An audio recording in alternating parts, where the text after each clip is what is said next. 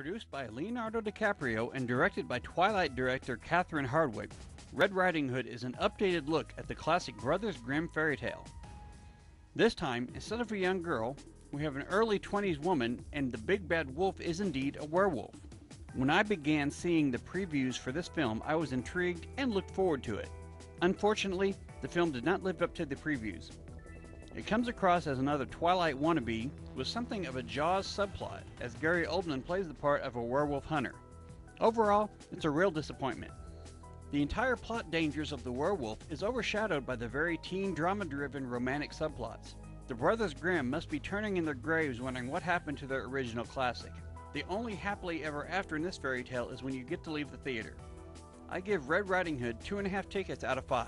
We now know that meteors will land off the coast. Evacuations are now underway.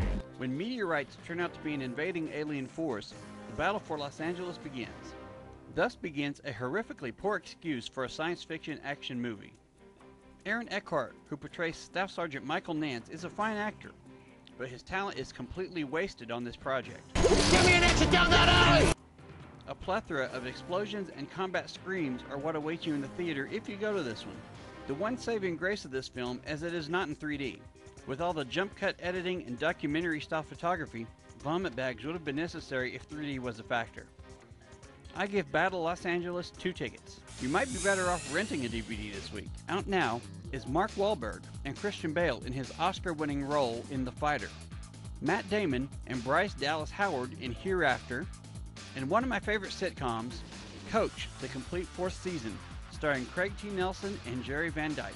So take your pick and catch a flick. What's the problem? For Fox Movie Night, I'm Mike Emery.